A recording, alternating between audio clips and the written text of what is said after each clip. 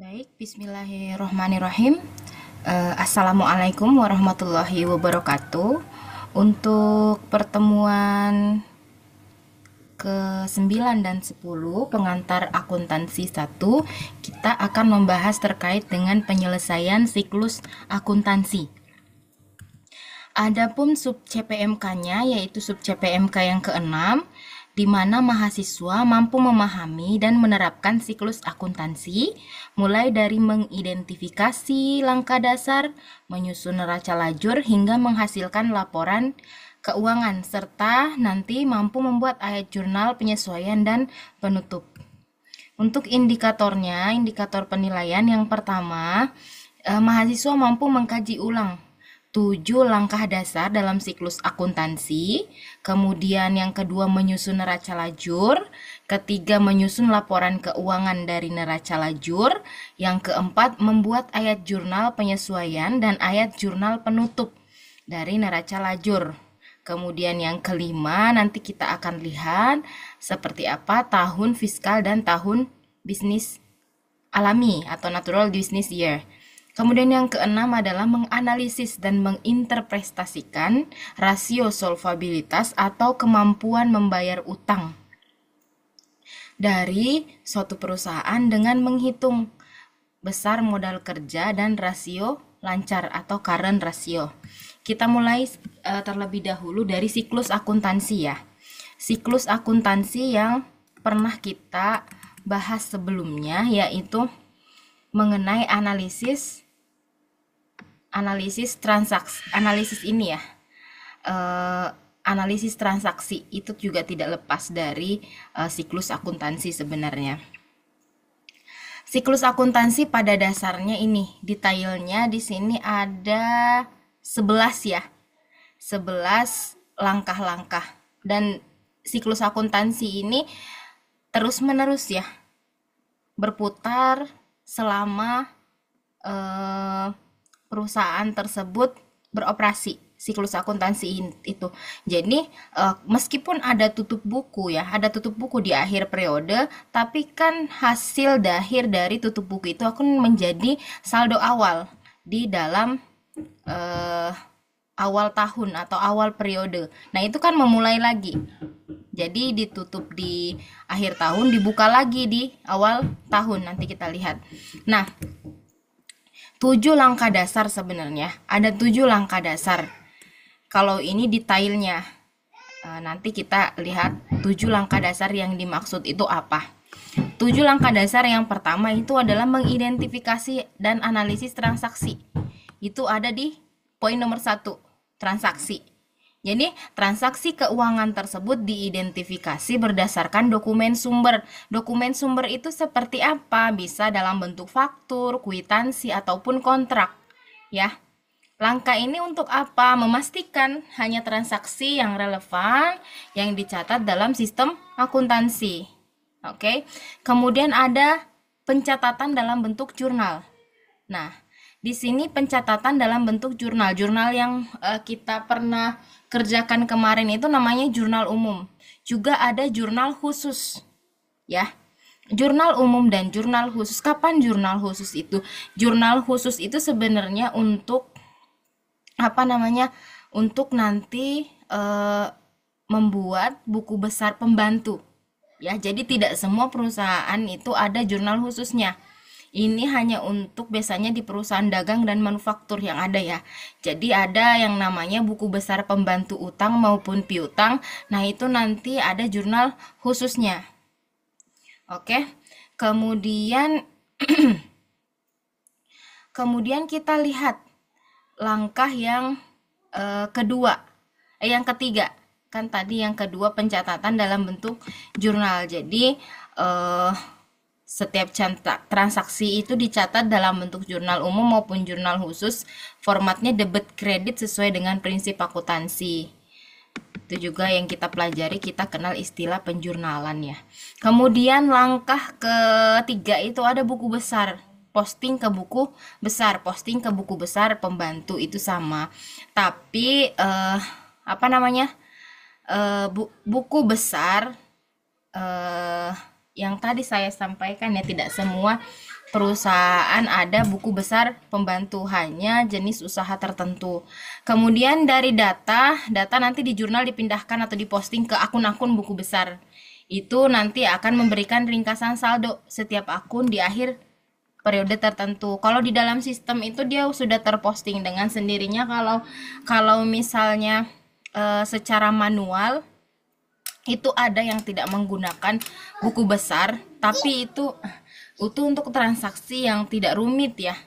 Jadi bisa dia hitung tanpa melibatkan buku besar. Tapi mayoritas perusahaan itu ada buku besarnya. Buku besar ini nantinya akan memberikan ringkasan saldo untuk setiap akun pada periode tertentu. Kemudian selanjutnya ada penyusunan neraca saldo. Nah, setelah nanti diposting kan sudah ada ringkasan saldonya setiap akun. Kan di jurnal akan terbit banyak satu akun tapi berkali-kali. Nah, itu gunanya neraca saldo untuk mengumpulkan semua transaksi-transaksi atau akun-akun yang sama. Nanti akan diambil saldonya. Saldo tersebut nanti dikelompokkan lagi. Ya, nanti dikelompokkan di dalam disusun di dalam neraca saldo. Neraca saldo ini digunakan untuk memastikan keseimbangan antara debit dan kredit, ya. Kemudian masuk ke selanjutnya ke jurnal penyesuaian, ya. Poin kelima, jurnal penyesuaian. Nah, di jurnal penyesuaian ini disinilah nanti kita juga biasa menggunakan kertas kerja, ya, worksheet atau neraca lajur. Jadi nanti dari jurnal penyesuaian, di jurnal penyesuaian itu kan ada transaksi-transaksi yang belum dicatat atau perlu disesuaikan seperti penyusutan, accrual, pengakuan pendapatan. Nah, dilakukanlah penyesuaian melalui jurnal penyesuaian agar laporan tersebut sesuai dengan keadaan, mencerminkan kondisi keuangan yang akurat. Nah, untuk neraca saldo atau worksheet itu sebenarnya hanya alat ya yang membantu untuk laporan keuangan. Jadi sebenarnya ada juga perusahaan yang tidak menggunakan worksheet ya. Jadi dari neraca saldo nanti ke jurnal penyesuaian, dari jurnal penyesuaian nanti ada neraca saldo setelah penyesuaian. Nah, dari situ bisa langsung dibuat laporan keuangan tanpa membuat worksheet ya. Kemudian langkah yang keenam ya, kalau tidak menggunakan neraca saldo setelah penyesuaian itu bisa langsung langkah 6, intinya itu penyusunan laporan keuangan. Jadi berdasarkan data yang sudah disesuaikan itu bisa dipecah dalam bentuk laporan laba rugi, neraca, perubahan ekuitas, dan laporan arus kas ya, sehingga bisa memberikan gambaran yang komprehensif tentang kinerja keuangan. Jadi sudah sampai di laporan keuangan itu ya. Nah, langkah terakhir sebenarnya itu adalah penutupan buku. Jadi ada jurnal penutup. Nah, neraca saldo setelah ditutup ini sebenarnya akan memberikan informasi tambahan ya. Berapa sih neraca saldo? Tapi intinya sebenarnya ada 7 dasar ya. 7 langkah dasar dalam penyesuaian akuntansi. Ini kita diberikan gambaran detail. Jadi ada neraca saldo, jurnal penutup apa sih yang ditutup ya di dalam jurnal penutup. Nah, yang ditutup di situ adalah akun-akun sementara atau biasa disebut dengan akun nominal. Akun-akun sementara itu terdiri dari pendapatan dan beban, juga prive. Nah, itu harus ditutup ya. Harus ditutup dan saldo akhirnya itu dipindahkan ke akun laba ditahan sebenarnya ya.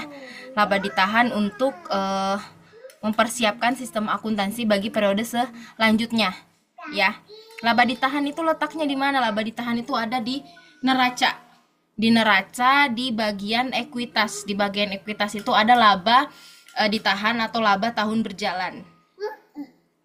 Dan laba tahun berjalan, kalau laba tahun berjalan itu laba pada periode tersebut. Nah, laba tahun berjalan itu nanti akan menjadi laba ditahan setelah tahun berikutnya, di tahun berikutnya. Kemudian ada jurnal pembalik. Nah, jurnal pembalik ini sebenarnya tidak semua ya, tidak semua perusahaan menggunakan jurnal pembalik ya. Jadi jarang ada perusahaan yang menggunakan jurnal pembalik. Jurnal pembalik itu ada beberapa transaksi-transaksi yang memerlukan jurnal pembalik ya. Itu misalnya beban yang masih harus dibayar atau accrual kan sudah diakui ya di ini. Nanti ada yang waktu penyesuaian itu kan beban bunga pada utang bunga ya. Itu jurnal pembaliknya di awal periode utang bunga sama beban bunga. Tapi sebenarnya ini jarang ya, jarang dipakai karena sebenarnya sudah ditutup ya, akun-akun nominal tersebut sudah ditutup. Jadi pada saat pembayaran utang tersebut langsung utang bunga pada kas ya. Jadi jarang sekali menggunakan jurnal pembalik ini ya. Terus untuk apa ada jurnal pembalik? Jurnal itu sebenarnya dibuat di awal periode akuntansi. Jadi membalikkan beberapa jurnal penyesuaian ya yang telah dicatat pada akhir periode sebelumnya. Nah, tujuannya untuk menyederhanakan pencatatan transaksi di periode baru dan menghindari pencatatan ganda. Jadi yang udah dicatat mau dinolkan kembali. Cuman jarang sih sebenarnya menggunakan jurnal pembalik ya. Nah, kita masuk ke aset. Kita sudah sama-sama tahu ya, aset umumnya dibagi menjadi beberapa kelas, yaitu aset lancar dan aset tetap. Betul, kas dan aset lainnya yang diperkirakan akan dikonversi menjadi kas atau biasanya liquid ya. Aset liquid kalau aset tidak aset lancar itu. Menjadi kas, dijual atau digunakan biasanya dalam waktu kurung dari setahun, itu disebut aset lancar. Contohnya seperti apa katanya? Selain apa namanya? Jadi selain kas, ada wesel, tagih, piutang usaha, perlengkapan, beban dibayar di muka, itu masuk semua di dalam aset lancar ya. Jadi kata dia, jadi aset yang memiliki umur ekonomis lebih dari 1 tahun termasuk di dalam aset tetap ya, sehingga nanti diperlukan penyusutan. Ada beberapa pengecualian, tetapi prinsip itulah yang biasanya berlaku. Aset seperti peralatan kantor, mesin, bangunan, dan tanah akan muncul di bawah judul aset tetap. Jadi posisinya di bawah judul aset tetap. Untuk kewajiban yang jatuh tempo biasanya dalam waktu 1 tahun atau kurang dari 1 tahun yang harus dibayar dari aset lancar disebut dengan kewajiban jangka pendek atau kewajiban lancar ya. Itu ada utang usaha, utang gaji, utang bunga, atau pendapatan diterima di muka. Namun jika kewajiban jatuh tempo dalam waktu lebih dari 1 tahun biasanya disebut dengan kewajiban jangka panjang, seperti wesel bayar jangka panjang, kemudian hipotek, obligasi. Itu jenis-jenis dari kewajiban jangka panjang. Nah, kita masuk ke neraca lajur. Neraca lajur itu sebenarnya hanya sebagai alat ya, alat yang berguna untuk memahami arus data akuntansi dari neraca saldo hingga ke laporan keuangan. Jadi hanya sekedar membantu ya. Ada juga perusahaan yang tidak menggunakan neraca lajur ya. Tetapi pada dasarnya neraca lajur ini sangat membantu ya.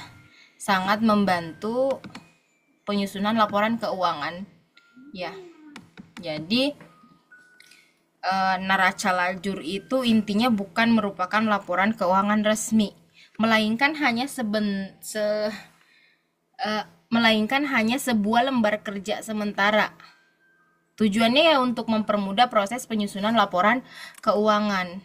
Jadi kita lihat di dalam neraca lajur itu ada kode akun ya, nomor akun, nanti ada ada nama akun ya. Jadi di sini ada nomor akun, kemudian ada ada nama akun di sini. Akunnya apa aja nanti di sini diurutkan. Berdasarkan, kalau aset berdasarkan tingkat likuiditas. Di sini sebenarnya semua ya, aset, kewajiban, terus modal, prive itu di dalam neraca saldo digabung menjadi satu ya. Ini kan aset ya. Aset itu digabung menjadi satu. Nah, di kolom selanjutnya ada neraca saldo. Ini neraca saldo di awal periode ya. Di awal periode masuknya di sini. Kemudian untuk selanjutnya ada ayat jurnal penyesuaian. Nah, jurnal penyesuaian itu masuk di sini. Kalau neraca saldo itu, neraca saldo itu dari saldo awal dengan transaksi ya, digabung dengan transaksi-transaksi yang terjadi pada periode tersebut. Itulah neraca saldo. Nah, nanti setelah ada neraca saldo, kemudian kan di akhir periode ada penyesuaian. Nah, ini ada jurnal penyesuaian. Setelah disesuaikan, nanti ketemulah neraca saldo setelah penyesuaian. Jadi dijumlahkan lagi antara neraca saldo dan jurnal penyesuaian, itu nanti dijumlahkan, kemudian dapatlah neraca saldo setelah disesuaikan. Dari sini neraca saldo setelah setelah disesuaikan, nanti bisa dibuat laporan neraca dan laporan laba rugi. Nanti kita lihat teknisnya seperti apa. Oke, kita masuk lagi ke sini.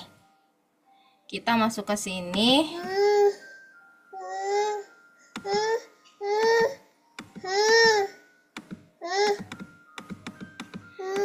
Di dalam neraca lajur yang tadi kita lihat ada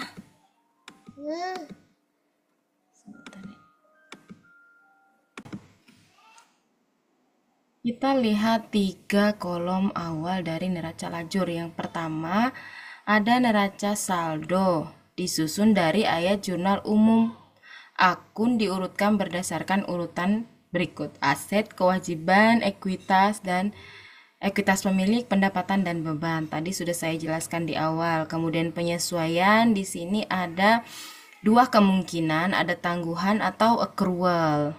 Kemudian yang ketiga, neraca saldo penyesuaian. Setelah penyesuaian, ini adalah penyesuaian yang digabung dengan neraca saldo akun sekarang dan disesuaikan. Kita masuk ke contoh kasusnya aja. Ini untuk neraca saldo sebelum penyesuaian di kolom ini ya. Boleh dicek. Kemudian ini ada penyesuaian. Penyesuaian yang pertama itu akun perlengkapan memiliki saldo debit sebesar 2.000 ya. Perhitungan fisik atas perlengkapan yang dilakukan pada akhir periode menunjukkan bahwa perlengkapan masih tersisa 760. Dengan demikian, penilaian perlengkapan senilai 1.240 sudah digunakan selama periode 2 bulan tersebut. Apa jurnalnya? Yang didebet adalah beban perlengkapan, kemudian yang dikredit adalah perlengkapan. Kemudian yang kedua, akun asuransi dibayar di muka. Akun asuransi dibayar di muka memiliki saldo sebesar $2.400 yang merupakan pembayaran di muka untuk asuransi selama 24 bulan dimulai tanggal 1 Desember. Berarti beban asuransi dibayar di muka untuk bulan ini sebesar $100. Itu dari 2.400 dibagi 2 tahun atau 24 bulan. Terus kita masuk di penyesuaian. Untuk yang B, karena di sini tidak ada akunnya, maka kita masukkan di bawah sini. Akun ditambahkan sesuai dengan kebutuhan. Beban asuransi di debit, terus asuransi dibayar di muka di kredit. Kita lihat contoh selanjutnya. Seperti itu. Akun sewa diterima di muka, memiliki saldo kredit sebesar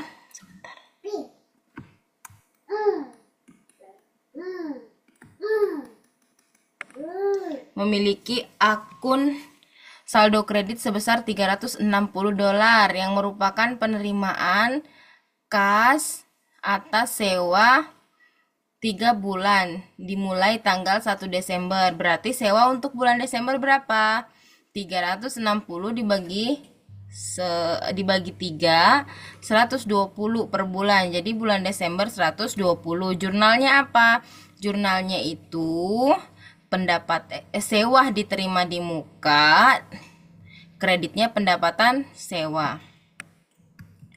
Masuk lagi upah yang terutang tapi belum dibayarkan pada akhir bulan, totalnya 250. Jurnalnya yang didebet adalah beban upah, yang dikredit adalah utang upah.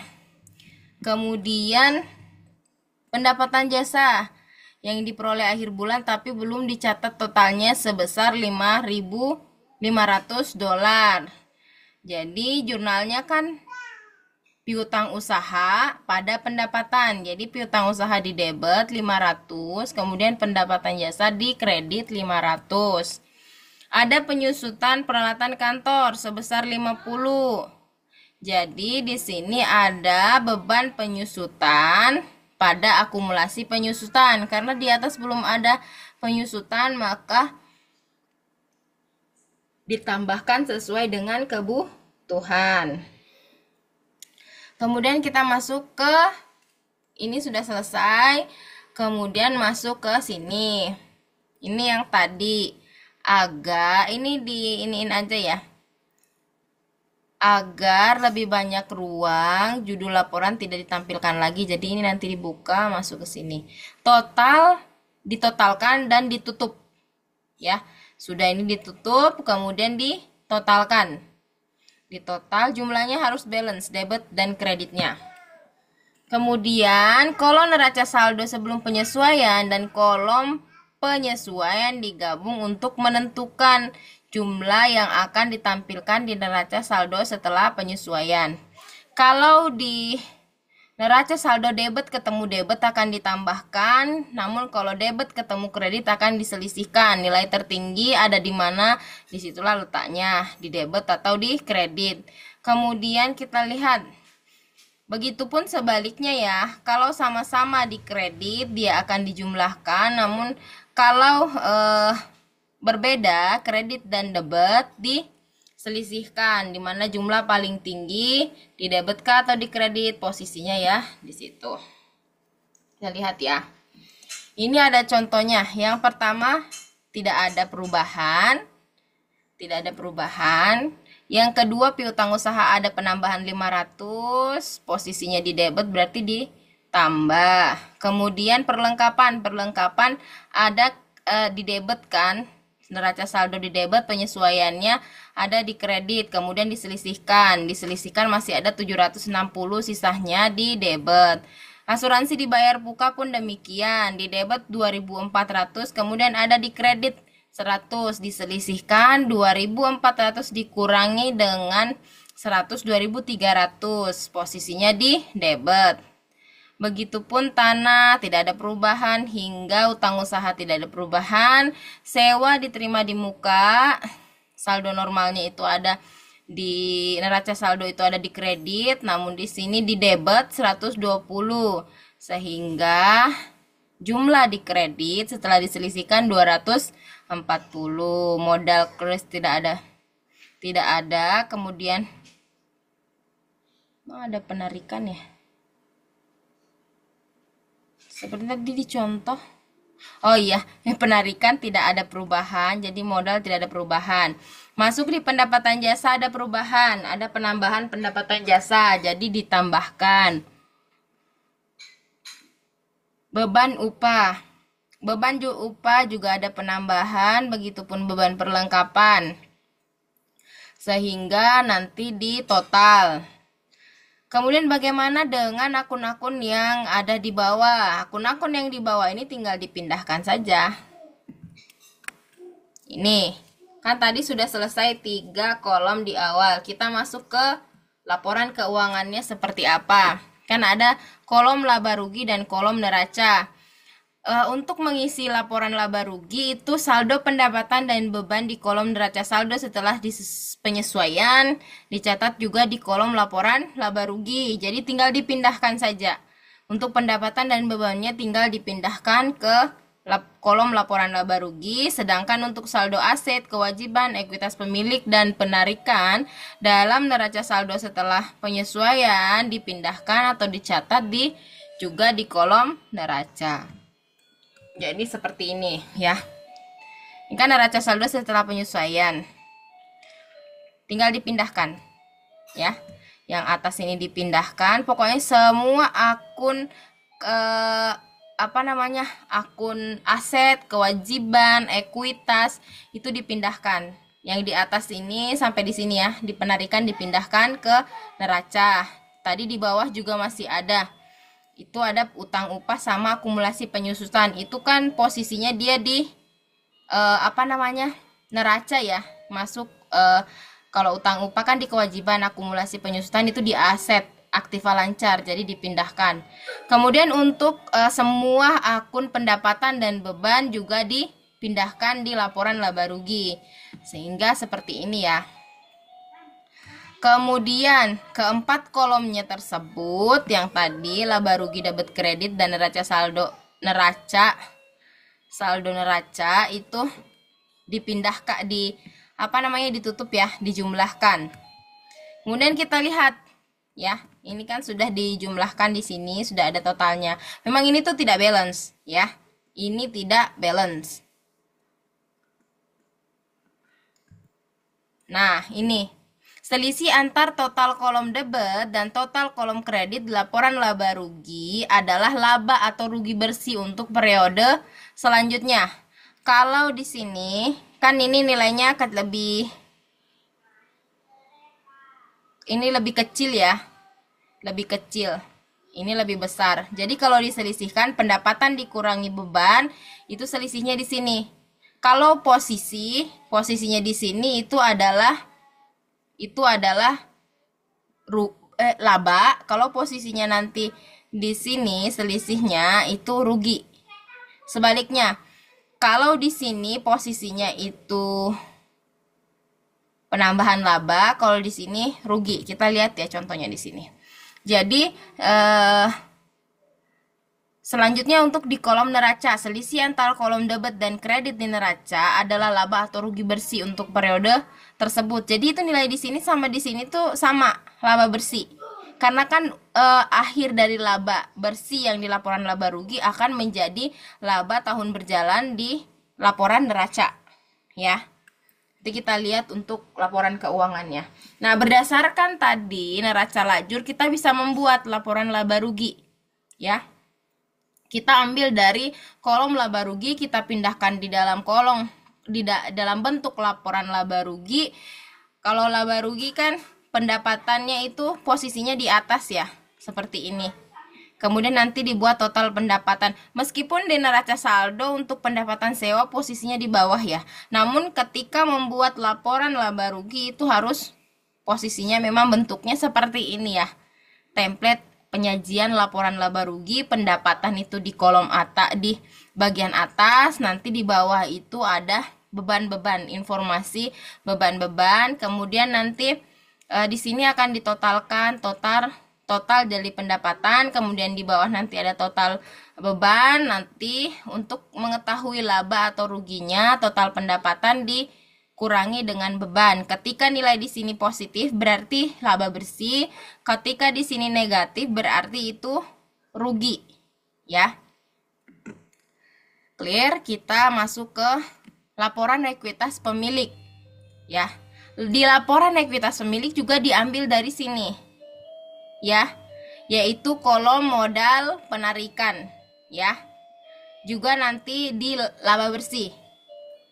Nah, model template penyajian laporan ekuitas pemilik berdasarkan standar akuntansi itu ada modal awal atau modal krisklat di awal periode ya, itu 0. Kemudian ada investasi tanggal 1 November 2005. Ini perusahaan kan baru berdiri ya.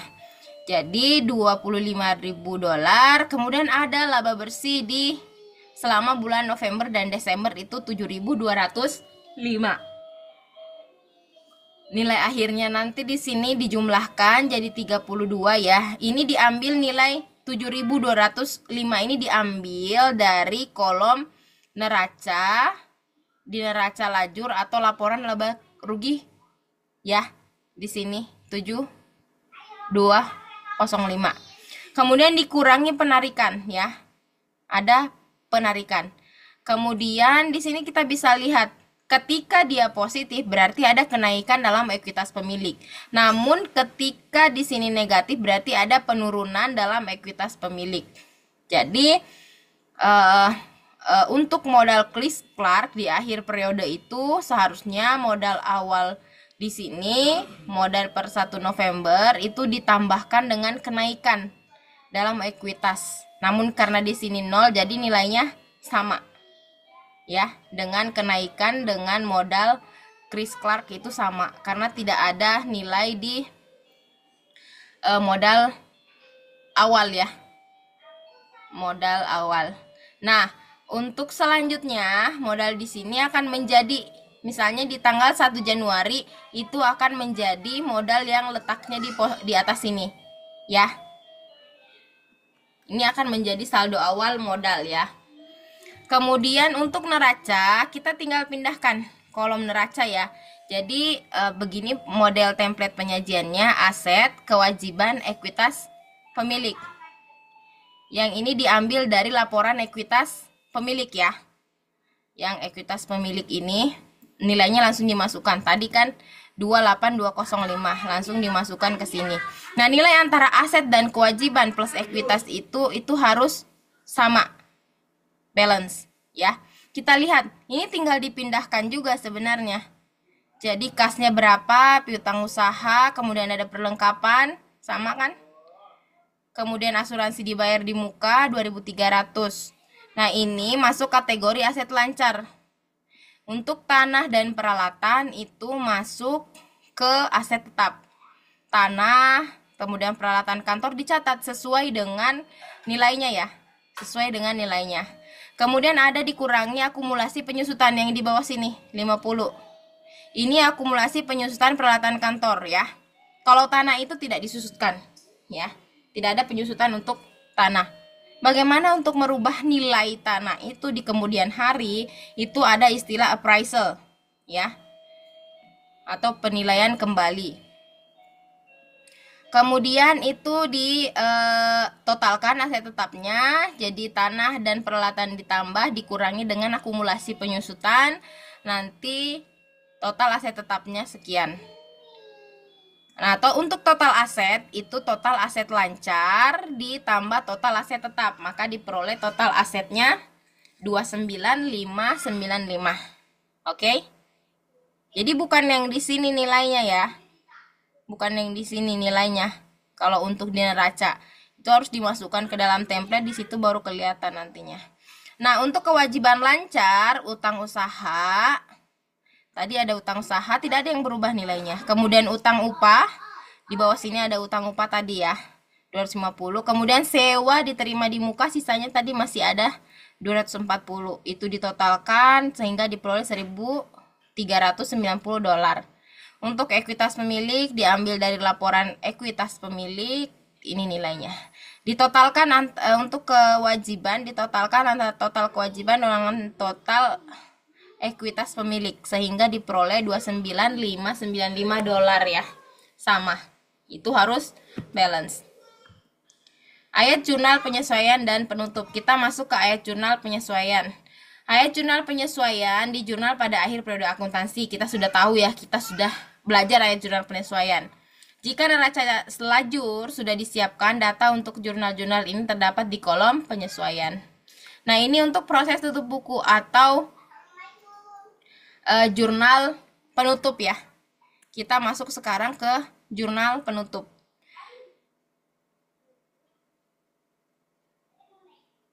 Jadi di dalam jurnal penutup itu yang ditutup adalah akun-akun nominal. Misalnya ini adalah ada akun perantara ya. Akun perantara ini disebut dengan ikhtisar laba rugi. Ya, akun ikhtisar laba rugi ini tidak muncul di laporan keuangan. Ya, jadi akun nominal itu yang ditutupkan akun-akun nominal tadi seperti pendapatan, beban, laba atau rugi. Ya, juga termasuk prive. Prive itu dimasukkan ke modal nantinya. Nah, akun nominal adalah akun dalam akuntansi yang sifatnya sementara dan hanya digunakan untuk mencatat transaksi selama satu periode. Ya, jadi perlu diketahui kalau di laporan laba rugi itu kan keterangan di sini laporan laba rugi untuk 2 bulan. Jadi untuk 2 bulan aja ini. Berakhir pada 31 Desember 2005. Ya. Kemudian lihat di neraca. Neraca kan tidak ada keterangan tersebut. Ya. Ini neraca 31 Desember 2005. Karena neraca ini itu continue. Tidak hanya satu periode, dan tidak hanya periode tertentu. Jadi ini nilai akun-akun di neraca ini akan menjadi saldo awal lagi. Sedangkan kalau pendapatan dan beban itu tidak masuk saldo awal lagi karena nanti akan ditutup di akhir periode. Ya, disebut dengan jurnal penutup. Kita lihat ya. Ini kan laporan laba rugi. Di dalam buku besar posisinya seperti ini. Beban upah, beban sewa itu saldonya di sini. Ya. Di debit. Ini akun perantara ikhtisar laba rugi, kemudian ada akun tadi modal Kliskar di sini dikreditkan, kemudian penarikannya tadi ada 4.000. Itu di debit. Kemudian pendapatan jasa, pendapatan sewa juga sama. Karena ini semua yang akan ditutup, ya. Dan ini adalah jurnal perantara. Ya, ini tidak masuk di laporan laba rugi. Nanti kita lihat kenapa dia tidak masuk. Ini tidak masuk di laporan neraca maksud saya. Nah, catatannya saldo yang ditampilkan adalah saldo yang telah disesuaikan sebelum penutupan. Urutan berikut menunjukkan proses penutupan. Jadi ada urutannya nanti. Jadi ini ya, dari sini kita bongkar yang ini di dalam buku besar kita temukan seperti ini posisinya. Mari kita tutup. Langkah pertama, debit setiap akun pendapatan sebesar saldonya dan kredit di ikhtisar laba rugi sebesar total pendapatan. Ya. Jadi ini pendapatan jasa di debit, pendapatan sewa di debit. Untuk kreditnya itu di ikhtisar laba rugi. Ya. Kreditnya dimasukkan ke ikhtisar laba rugi. Oke? Clear. Untuk pendapatan sudah tidak ada lagi ya. Sudah selesai. Karena di sini sudah 0 ketika diselisihkan 0 nilainya. Kita masuk ke beban. Debit seikhtisar laba rugi untuk total beban. Jadi semua beban di totalnya nanti masuk ke ikhtisar laba rugi. Dan kredit setiap akun beban sebesar saldonya. Ya, jadi semua saldo ini kita kreditkan, semua saldo beban dikreditkan dengan nilai yang sama sehingga selisihnya tidak ada. 0 atau nihil. Selesai akun pendapatan, selesai akun beban. Kita masuk ke langkah ketiga. Debit ikhtisar laba rugi sebesar saldonya. Dalam kasus ini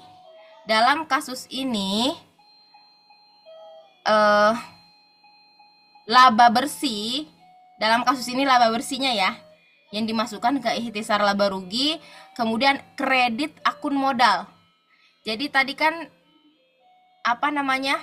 laba bersihnya kan 7.205 ya. Di debit. Kemudian kreditnya apa? Kreditnya itu 7.205 itu dikredit. Ya. Sebaliknya ketika terjadi rugi, maka rugi itu yang akan dikreditkan debitnya itu adalah modal. Ya. Itu catatannya untuk laba atau rugi. Kemudian terakhir itu saldo akun penarikan. Saldo akun penarikan itu di debit dan yang dikredit di akun itu sendiri, di modal. ya. Jadi modal penarikan itu kan sebenarnya ada di modal ya. Penarikan ada di modal, itu nanti kita masukkan ke modal. Kemudian apa namanya? Yang di debit, yang di kredit. Penarikan kan tadi awalnya di debit ya. Kemudian di modal Chris Clark-nya di debit, di ininya di kredit. Jadi sama akun itu sendiri aja. Ya, penarikan Chris Clark kan tadi di debit awalnya. Jadi di buku besar penarikan itu di kredit, kemudian di debitnya itu ya akun modal. Ya.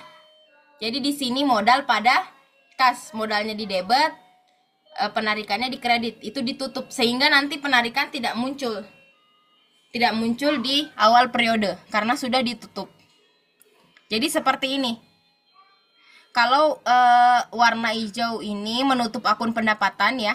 Ini sudah tidak ada, ini selisihnya tidak ada, ditutup dengan ikhtisar laba rugi. Kemudian yang biru ini menutup akun beban. Jadi semua sudah ditutup, ikhtisar laba rugi.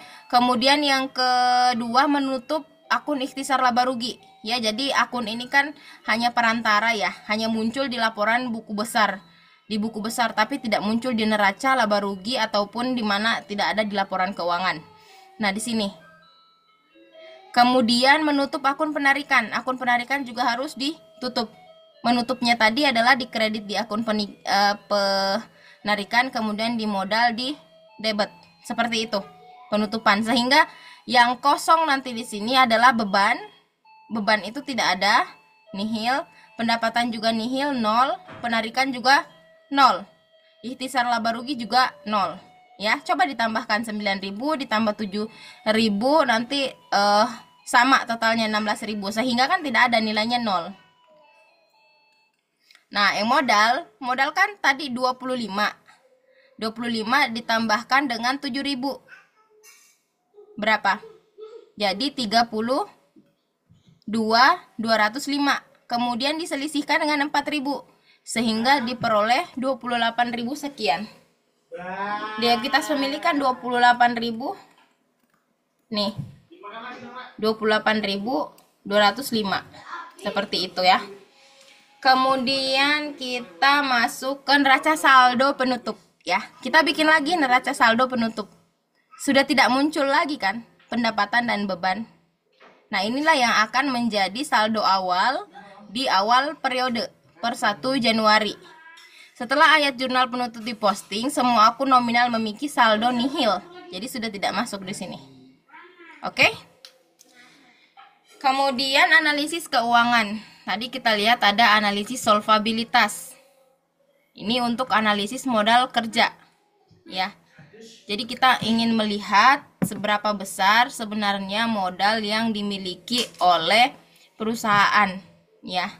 Modal kerjanya aset lancar dikurangi kewajiban lancar, ya. Itu masih positif nilainya sehingga kondisi keuangan net solution ini dinilai masih bagus ya. Modal kerja itu apa? Modal kerja itu adalah modal yang diproduktifkan ya. Modal yang bisa dijadikan sebagai sebagai bentuk biaya atau dana untuk operasional perusahaan. Nah, kalau kita mau melihat ya, melihat seberapa besar perusahaan tersebut memenuhi kewajiban lancarnya, itu disebut dengan current ratio. Itu aset lancar dibagi kewajiban lancar. Kalau nilainya masih positif ya, kalau nilainya masih di atas 0,1 ya, berarti itu masih bagus ya. Ya, net solution dapat menggunakan rasio lancar untuk membuat perbandingan lintas perusahaan dengan rata-rata industri. Jadi di sini masih bagus kondisi keuangan net solution ya. karena aset lancarnya lebih banyak dibandingkan dengan kewajiban lancarnya, sehingga disimpulkan bahwa Net Solution mampu melunasi kewajiban lancarnya. Oke, untuk kesimpulannya, penyelesaian siklus akuntansi adalah siklus adalah bahwa siklus akuntansi melibatkan serangkaian langkah sistematis, termasuk pencatatan transaksi, penyesuaian, dan proses tutup buku. Penyesuaian dilakukan untuk memastikan keakuratan data akuntansi berdasarkan periode yang relevan. Sementara proses tutup buku bertujuan menutup akun nominal dan mempersiapkan laporan keuangan. Aset lancar dan aset tetap diidentifikasi berdasarkan sifat penggunaannya, di mana aset lancar dikonversi dalam waktu kurang dari 1 tahun.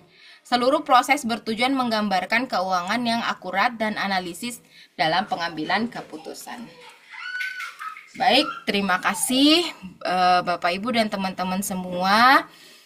Mohon maaf apabila ada kekeliruan. Billahi fisabilillah haq fastabiqul khairat. Wassalamualaikum warahmatullahi wabarakatuh.